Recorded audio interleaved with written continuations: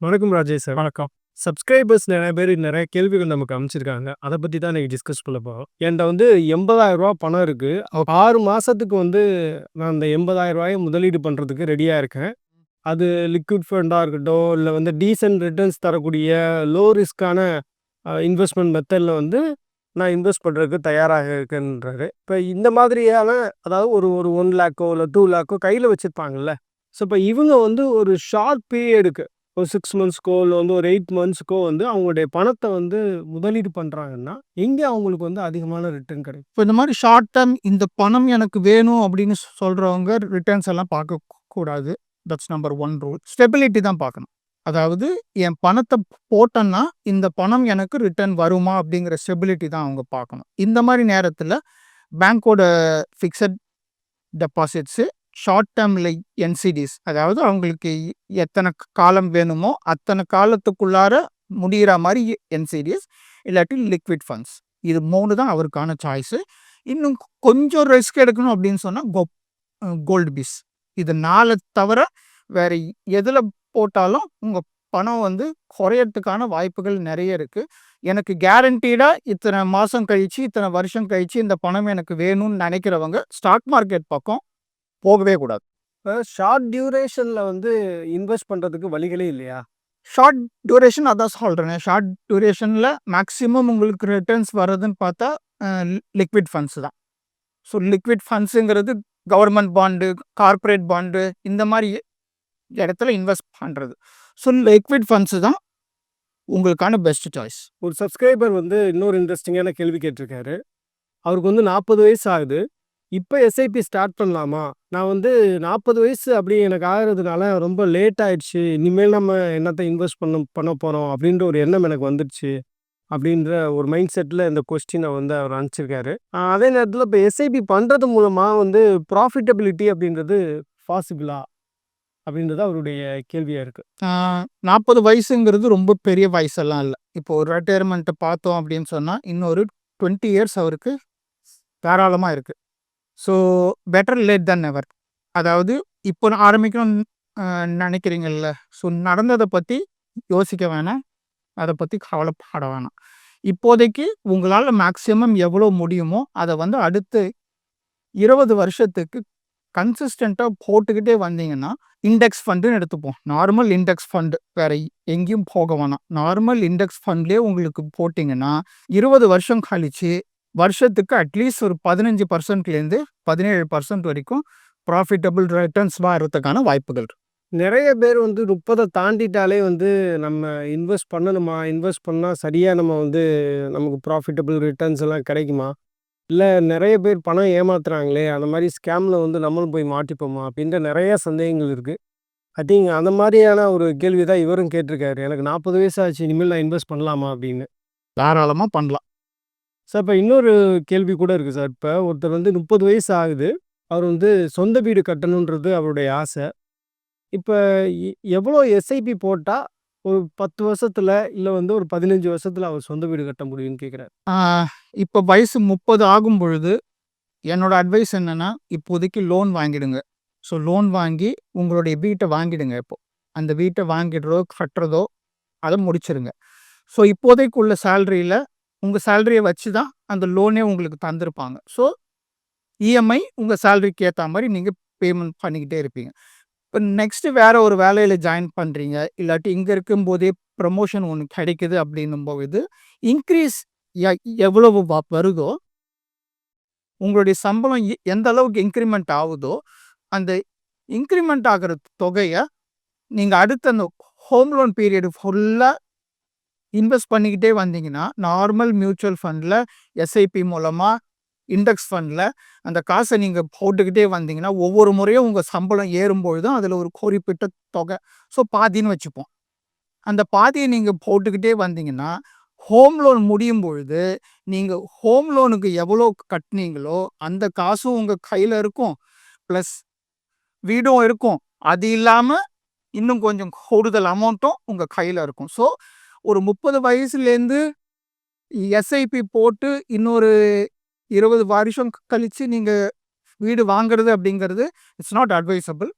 ஏன்னா பணவீக்கம்னு ஒண்ணு இருக்கு. 2வது வட்டிகள் 3வது அந்த அந்த ஏரியாவோட விலை ஏறிக்கிட்டே இருக்கும். ஸோ வருஷம் ஆக ஆக நீங்க மெயின் ஏரியாவிலேருந்து தள்ளி தள்ளி போய்க்கிட்டே இருக்கணும். இந்த மாதிரி ப்ராப்ளம்ஸ் எல்லாம் நிறைய இருக்கு. ஸோ அதனால வீட்டை வாங்கிட்டு அதுக்கப்புறம் சம்பளம் ஏறும்பொழுது அதில் 50% நான் வந்து சேர்த்தே தீருவேன் அப்படிங்கிற ஒரு தீர்மானத்தோட அடுத்த ஒரு 20 இயர்ஸ் அந்த ஹோம் லோன் முடிகிற வரைக்கும் அதை நீங்கள் கண்டினியூஸாக செஞ்சுக்கிட்டே வந்தீங்கன்னா உங்களுடைய இத்தனை வருஷம் நீங்கள் வீட்டுக்கு பே பண்ண அமௌண்ட்டே உங்கள் கையில் இருக்கும். ப்ளஸ் வீடு ப்ளஸ் அதுக்கு மேலே எக்ஸ்ட்ராவாகவே அமௌண்ட் உங்ககிட்ட இருக்கும். சார் இப்போ இன்னொருத்தர் கூட கேட்குறாரு, அதாவது நெக்ஸ்ட் 20 இயர்ஸ்க்கு நான் வந்து எஸ்ஐபி போடுறேன், அந்த எஸ்ஐபி அக்கௌண்ட் வந்து என்னுடைய வாரிசுகளுக்கு நான் வந்து ட்ரான்ஸ்ஃபர் பண்ண முடியுமா அப்படின்னு கேட்குறேன். தாராளமாக பண்ணலாம். ஒன்று இப்போ இருக்கிற அக்கௌண்ட்டில் நாமினியாக அவங்கள போடலாம். ஸோ நாமினியாக போட்டுட்டு 2வது இன்கேஸ் அது வந்து அந்த தொடர்ந்து கண்டினியூஸாக ஒரு போட்டுக்கிட்டு வந்த பிறகு உங்கள் பசங்க பேரில் அக்கௌண்ட் ஓப்பன் பண்ணிவிட்டு உங்களுடைய ஷேர்ஸையோ இல்லை மியூச்சுவல் ஃபண்டுலேயோ எந்தவித செலவும் இல்லாமல் எந்தவித வரியும் இல்லாமல் தாராளமாக உங்களுடைய மகன்களுக்கோ மகள்களுக்கோ நீங்கள் ட்ரான்ஸ்ஃபர் பண்ணலாம். சார் இன்னொரு இன்ட்ரெஸ்டிங்கான கேள்வியும் கூட ஒருத்தர் கேட்டிருக்காரு. என்கிட்ட வந்து 5 லட்சம் இருக்குது, எனக்கு ஆனால் வயது வந்து 60. இப்போ நான் எஸ்டபிள்யூபி மெத்தடில் வந்து நெக்ஸ்ட்டு 15 இயர்ஸ்க்கு நான் இன்வெஸ்ட் பண்ணணும்னா எவ்வளோ இன்வெஸ்ட் பண்ணணும்? அதே மாதிரி அது நில்லாக இருக்கணும். நான் இன்வெஸ்ட் பண்ணக்கூடிய அமௌண்ட் வந்து கம்மியாகிடக்கூடாது, குறைஞ்சிடக்கூடாது. அது அப்படியே இருக்கணும். அதே நேரத்தில் வந்து எனக்கு இன்ட்ரெஸ்ட்டாக எஸ்டபிள்யூபி மெத்தட்லேருந்து வந்துக்கிட்டே இருக்கணும் பணம் அப்படின்னு கேட்குறேன். இப்போதைக்கு அவர் கையில் வச்சிருக்கிற அந்த 5 லட்சத்தை போட்டுட்டு எஸ்டபிள்யூபியில் மாதம் 10,000 அவர் எடுத்தாருன்னா இன்னொரு 5 இயர்ஸ் அவர் எடுக்கலாம். இப்போ நீங்கள் சொல்கிறது இந்த 5 லட்சத்தை வச்சு சொல்கிறீங்களா? ஆமாம், இந்த 5 லட்சத்தை. ஓகே, இப்போ அவருக்கு அடுத்த 15 வருஷத்துக்கு எடுக்கிற பணம் வந்து காலியாகவே கூடாது அப்படின்னா இப்போது மினிமம் ஒரு 30 லட்சமாச்சும் இன்வெஸ்ட் பண்ணணும். அந்த மாதிரி பண்ணினாதான் மாதம் ஒரு 10,000மோ 15,000மோ அவர் எடுத்தாருன்னா ஸோ நெக்ஸ்ட்டு 15 வருஷத்துக்கு இந்த காசு வந்து குறையாமல் இருக்கும். அந்த 15 வருஷம் கழிச்சும் அந்த காசு அவரோட கையில் இருக்கும். அவருடைய மாத தேவை வந்து எவ்வளவு அப்படின்னு சொன்னாருன்னா நாம் வந்து ஈஸியாக அதுக்கான கேல்குலேஷன் பண்ணிவிட்டு டைரெக்டாக அவர்கிட்ட சொல்லிடலாம். இல்லாட்டி இன்டர்நெட்டில் எஸ்டபிள்யூபி கேல்குலேட்டர்னு ஒன்று இருக்குது. அது கூகுளில் போட்டால் அந்த கேல்குலேட்டர் வரும். அந்த கேல்குலேட்டர்லேயே அவர் பார்த்து தெரிஞ்சுக்கலாம். சார் இப்போ நெக்ஸ்ட்டு 5 இயர்ஸ்க்கு வந்து 5 lakhs அவர் போடுறாரு அப்படின்னு வச்சுக்கோங்களேன். அடுத்த 5 வருஷத்துக்கு அவர் 10,000 மாதம் வித்ட்ரா பண்ணிக்கலாம்னு சொல்கிறீங்க எஸ்டபிள்யூபி மெத்தடில். அது எப்படி சாத்தியம்? சாத்தியம். எவ்வளோ பர்சன்டேஜில் அவர் வித்ட்ரா பண்ணணும் அப்படின்னா? இப்போ அவர் கையில் வச்சிருக்கிற 5 லட்சத்தை எஸ்டபிள்யூபியில் இப்போ போட்டாருன்னா மாதம் அதுலேருந்து ஒரு 2% 10,000 அதை அவர் எடுத்துக்கிட்டே வந்தாருன்னா நெக்ஸ்ட்டு 5 இயர்ஸ்க்கு அதை அவர் எடுக்கலாம். 10,000 மாதம் அடுத்த 5 வருஷத்துக்கு எடுக்கலாம். இதோட மார்க்கெட்டோட ரிட்டர்ன்ஸ் வந்து 8% அப்படின்னு சொல்லி கன்சர்வேட்டிவாக நான் எடுத்திருக்கேன். ரொம்ப அதிகமாக போகலை, ரொம்ப கம்மியாகவும் போகலை. ஸோ நடுவில் எடுத்திருக்கேன். இந்த மாதிரி போட்டாருன்னா நெக்ஸ்ட்டு 5 இயர்ஸ்க்கு அது வரும். ஸோ அடுத்த 15 வருஷத்துக்கு அவருக்கு தேவை அப்படின்னா மினிமம் அட்லீஸ்ட் ஒரு 20 to 25 lakhs அவர் போட்டாருன்னா இந்த மாதிரி மாதம் ஒரு 10,000மோ இல்லை 15,000மோ அவர் எடுக்கலாம். அதாவது 2% இல்லாட்டி 3% அவர் எடுக்கலாம். சார் இப்போ அந்த 5 வருஷத்துக்கு பிறகு வந்து அவர் போட்ட அந்த 5 லட்சம் அப்படியே இருக்குன்னு சொல்கிறீங்களா? இல்லை வந்து அது இல்லை காலி ஆகிடுமா? இல்லை காலி ஆகிடும். ஓகே. ஸோ காலி ஆகிட்டு 5,000 சொச்சம் பேலன்ஸ் நிற்கும். அதுதான் எஸ்டபிள்யூபி. மார்க்கெட்டு 8% வளருது, நீங்கள் அதுலேருந்து 2% எடுத்துக்கிட்டே இருக்கீங்க. ஸோ இது மார்க்கெட்டு ஏற்ற இறக்கங்கள் அட்ஜஸ்ட் ஆகி it will come down to 5 years. இப்போ இந்த 5 லட்சம் வந்து எவ்வளோ பணமாக அவருக்கு கிடச்சிருக்கும்? ஒரு தோராயமாக நம்ம கால்குலேஷன் பண்ணோம் அப்படின்னா, இப்போ 5 லட்சம் அவர் வந்து இன்வெஸ்ட் பண்ணியிருக்காரு. மாதம் வந்து எஸ்டபிள்யூபி மெத்தடில் 10,000 வித்ட்ரா பண்ணியிருக்காரு. அதே நேரத்தில் வந்து மீதி இருக்கக்கூடிய பணம் வளர்ந்துருக்கும்ல, அந்த பணம் எவ்வளோ வளர்ந்துருக்கும்? இல்லையே, நீங்கள் உங்களோட பணத்துலேருந்து தானே எடுக்கிறீங்க. இப்போ 5 லட்சம் போடுறீங்க, அதுலேருந்து ஃபஸ்ட்டு மாதம் 10,000 எடுத்துடுறீங்க. ஸோ பாக்கி எவ்வளோ இருக்குது? 4,90,000. இப்போ ஒரு வருஷத்துக்கு பார்த்தீங்கன்னா 1,20,000 எடுத்துடுறீங்க. உங்களுடைய முதலீடு வந்து குறைஞ்சிக்கிட்டே வருது. உங்கள் முதலீடு குறைய இப்போ 5 லட்சத்தை 8% அப்படின்னு சொல்லி போட்டால் வருஷத்துக்கு 40,000. ஆனால் நீங்கள் எடுக்கிறது 1,20,000.